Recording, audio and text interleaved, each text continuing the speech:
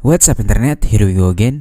Kali ini kita akan membahas alur sebuah film yang berjudul Flowers in the Attic. Menceritakan tentang kakak beradik yang selama 2 tahun berada di atas loteng dan sama sekali gak diizinkan keluar dari sana sama neneknya.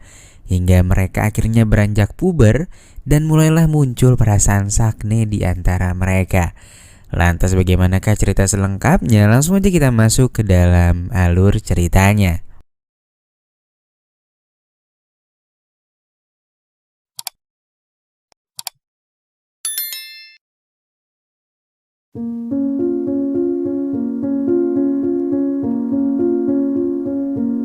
Di awal film kita diperlihatkan sebuah rumah besar yang bernama Foxworth Hall. Scene lalu berlanjut dan menunjukkan bagian dalam rumah yang berdebu dan semua perabotan ditutupi dengan kain berwarna putih. Ada jaring laba-laba di sana dan itu memberi kesan bahwa rumah itu sudah lama ditinggalkan. Lalu scene flashback ke beberapa tahun sebelumnya. Diperlihatkan sebuah keluarga bahagia yang mana ternyata sang ayah baru saja kembali pulang setelah selesai dengan pekerjaannya di luar kota. Ketika sedang bermain di halaman belakang, ayah dan ibu datang. Ayah bilang kalau ia baru saja dapat promosi jabatan di pekerjaannya. Namun salah satu anaknya yang bernama Katie malah terlihat murung dengan kabar tersebut. Dan ternyata alasannya adalah ia tak mau sang ayah pergi terlalu lama karena jabatan barunya tersebut. Namun sang ayah akhirnya memberi nasihat dan dia memberikan Katie sebuah cincin emas yang sangat indah. Beberapa waktu kemudian, tepat di hari ulang tahun si ayah, sekeluarga mereka pun mengadakan pesta dan mereka berniat untuk memberikan surprise ketika ayah pulang nanti sore. Namun setelah menunggu sekian lama, sang ayah tak kunjung pulang dan yang datang ke rumah malah seorang polisi yang memberi kabar duka bahwa ayah mereka telah meninggal dunia dalam sebuah kecelakaan mobil. Perasaan tak percaya akan kabar itu pun membuat keluarga mereka tak bisa melakukan apa-apa. Kemudian kita diperlihatkan bahwa kehidupan keluarga yang sempurna telah berubah seketika. Sang ibu berusaha keras untuk memenuhi kebutuhan. Dia pun bersusah payah untuk mencari pekerjaan. Chris dan Katie yang sedang bermain sepeda diminta ibunya untuk masuk ke dalam rumah. Ibu memberitahu bahwa mereka harus tinggal bersama kakek nenek yang berada di Virginia. Karena jika mereka mau tinggal di sana, maka mereka pasti akan mendapatkan warisan. Karena ternyata kakek dan nenek mereka merupakan orang yang cukup kaya di Virginia. Chris dan Katie pun bingung dengan berita itu, karena mereka sebelumnya diberitahu bahwa kakek dan nenek sudah tiada. Ibu lantas memberitahu mereka bahwa semua yang mereka miliki, rumah, mobil, mainan, bahkan kalungnya sudah dijaminkan ke bank dan kini mereka tak bisa memiliki apa-apa lagi. Dan sesaat kemudian keluarga mereka pun pergi dengan menggunakan kereta api. Singkat cerita, pada pukul 3 pagi mereka turun dari kereta. Stasiun itu terlihat sangat sepi dan mereka akhirnya melanjutkan perjalanan dengan berjalan kaki.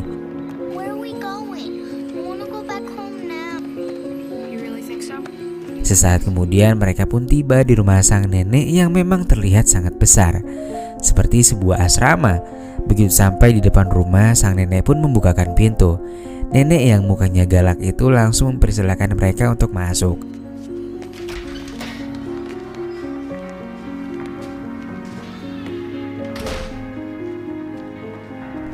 Anak-anak diantarkan ke kamarnya yang berada di lantai paling atas. Nenek pun menitipkan pesan agar yang cewek pisah ranjang dengan yang cowok, supaya nggak terjadi hal-hal yang diinginkan katanya. Dia juga bilang untuk jangan berisik selama berada di sana, karena jika tidak, sang kakek pasti akan kesal. Chris bertanya sampai kapan mereka tinggal di sana. Ibu pun menjawab mereka nggak akan lama. Ya palingan gak sampai semingguan lah.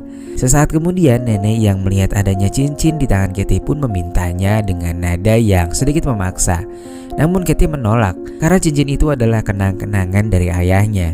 Nah karena nenek terus meminta, Katie pun mau gak mau memberikannya.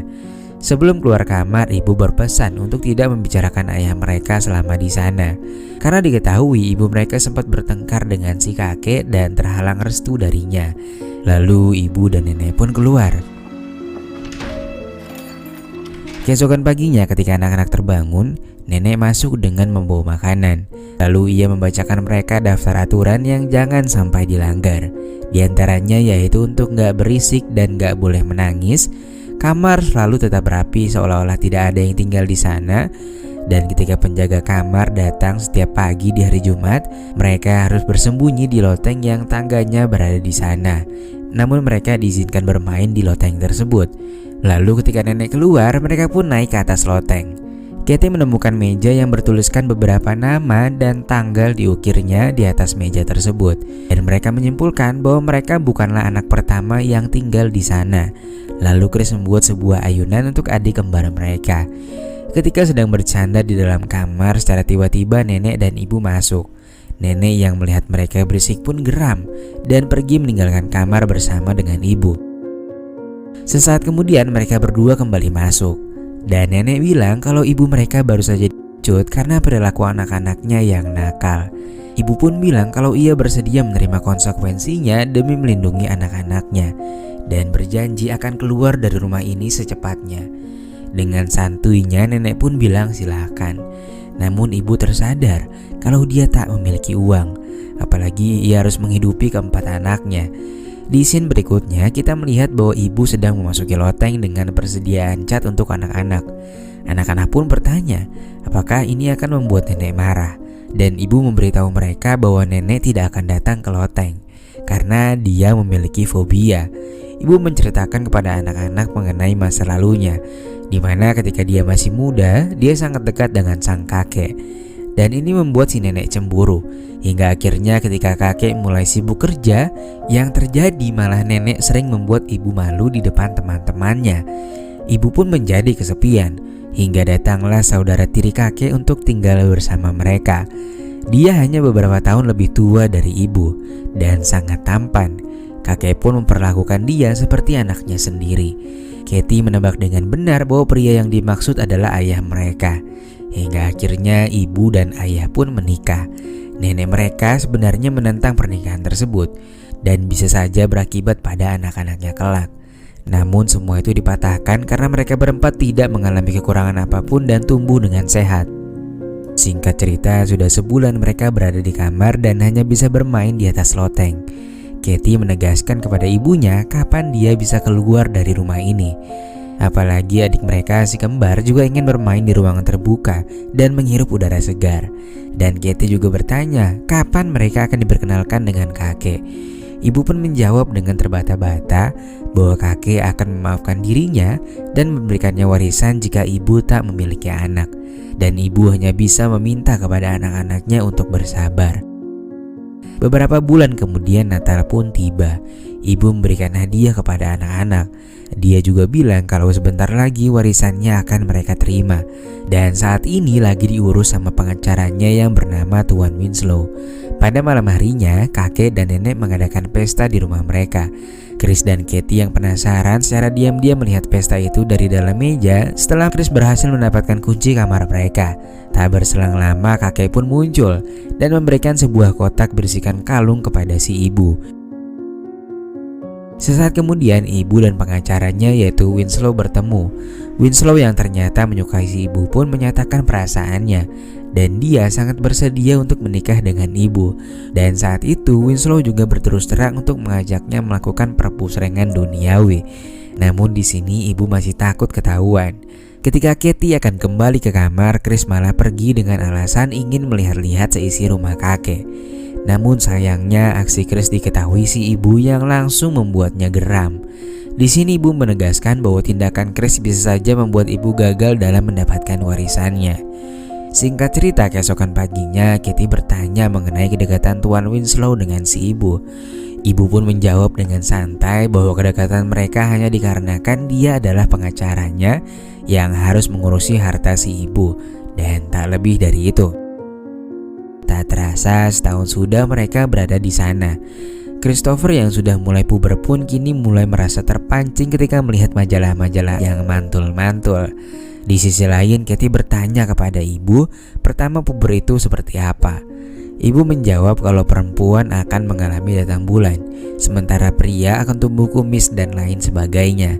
Setelah itu, ibu memberikan sebuah baju kepada Katie dan Katie langsung mencobanya. Tak berselang lama Christopher pun muncul yang langsung membuatnya melongo melihat Katie. Namun secara tiba-tiba nenek masuk dan menuduh mereka udah ngelakuin macam-macam dan mengikuti jalan ibunya. Nenek pun memberi pelajaran kepada mereka dan berniat untuk mencukur rambut Katie. Jika tidak menurutinya maka mereka akan dibiarin kelaparan selama seminggu. Chris pun membela adiknya dan bilang kalau mereka nggak ngelakuin apa-apa. Ini semua hanyalah salah paham katanya. Singkat cerita mereka pun mulai kelaparan dan Katie berniat untuk bertemu dengan neneknya dan mengiyakan perintahnya. Namun Chris bersikeras melarang dan bilang kalau ini semua hanyalah salah paham. Hingga akhirnya sesaat kemudian sang nenek pun masuk dengan membawa keranjang yang berisikan makanan. Keesokan paginya ketika terbangun Katie menyadari bahwa rambutnya rusak dan mau gak mau dia harus dicukur. Dan Chris pun membantu Katie. Di sini terlihat tatapan Chris yang sepertinya udah mupeng banget. Untungnya nih saat ini Chris masih bisa menahan rasa itu. Singkat cerita, ibu ternyata belum mengunjungi anak-anaknya selama lebih dari sebulan. Di sisi lain, Katie dan Chris pergi dengan bantuan tali untuk turun ke bawah, sekadar untuk bermain-main di lapangan yang luas. Adik-adik mereka yaitu si kembar mulai mengeluh karena ibu mereka yang biasanya datang hampir setiap hari, kini sudah sebulan tak kunjung datang. Hingga akhirnya sesaat kemudian ibu pun datang. Dia lantas memberitahu kepada anak-anak bahwa dia sudah menikah dengan Winslow dong. Dan saat ini dia baru saja pergi honeymoon ke Eropa dengan Winslow. Ibu lantas memberikan oleh-oleh kepada anak-anaknya itu. Namun Chris yang kesal merasa kalau ibu mereka sudah mengkhianati ayahnya. Mereka juga kesal karena ibu senang-senang di luar sana sementara mereka dibatasi dalam ruangan yang terbatas selama hampir 2 tahun lamanya. Singkat cerita, si nenek malah tiba-tiba baik dengan memberikan donat kepada mereka.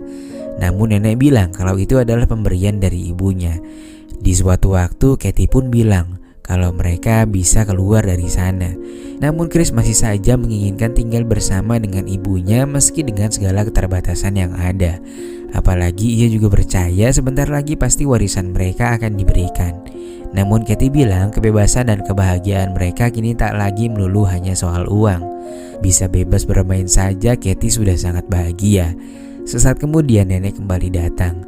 Dia langsung marah-marah kepada Chris karena ia berdiri di depan jendela. Mungkin dia mengira kalau Chris bakalan kabur kali ya. Chris pun kini mulai membela dirinya dan menepis tuduhan dari sang nenek. Namun pada akhirnya sang nenek malah kesal dan Chris pun harus menerima konsekuensinya. Keesokan harinya Katie bertanya mengenai keadaan Chris. Sesaat kemudian nenek kembali datang dan langsung kaget ketika melihat mereka yang menurutnya sangat dekat. Di sini Chris langsung secara tiba-tiba meminta maaf atas pertentangan yang baru saja ia lakukan semalam sembari berlutut di depannya. Ketika sudah dimaafkan dan nenek keluar dari kamarnya, Chris ternyata mencetak kunci yang bisa membuka semua kamar yang dipegang oleh nenek tadi dengan menggunakan semacam lilin. Keesokan harinya Chris pun mulai membuat kunci duplikat itu berbekal cetakan yang kemarin ia buat. Mereka berencana untuk pergi dari sana. Namun mereka menyadari kalau mereka belum memiliki uang. Singkat cerita, ketika kunci sudah berhasil dibuat, mereka pun mulai mencari dan mengambil barang-barang yang bisa dijadikan uang ketika keluar nanti. Sesaat kemudian Chris melihat ibunya yang sedang bermesraan dengan Tuan Winslow. Dia pun memperhatikan ibunya dengan sangat serius dan mungkin berpikir untuk bisa dijadikan pelajaran baginya kelak. Lanjut, ketika sampai di kamarnya, Chris dan Katie pun bertemu kembali. Chris yang udah sakne karena habis ngeliatin ibunya pun langsung melaksanakan ujian praktek bersama sang adik. Dan diketahui juga oleh sang adik yang untungnya masih belum mengerti. Keesokan paginya, secara tiba-tiba adik mereka sakit. Katie lantas meminta ibunya untuk membawa sang adik berobat di rumah sakit. Beberapa saat kemudian, ibu kembali datang dan membawa kabar bahwa adik mereka tak bisa diselamatkan.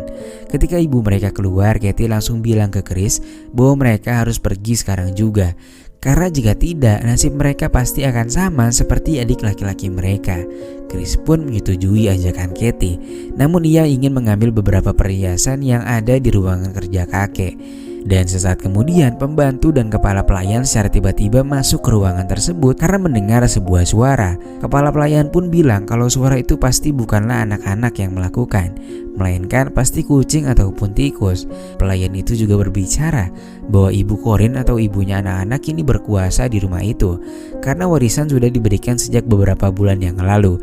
Namun di sini Chris dan adik-adiknya sama sekali tak diberitahu oleh ibu mereka. Sesaat kemudian Chris melihat ke kamar nenek yang ternyata selama ini ia menggunakan rambut palsu. Namun di saat yang sama Chris malah bengek. Chris yang panik pun langsung buru-buru ke kamar dan menyuruh adik-adiknya bergegas pergi.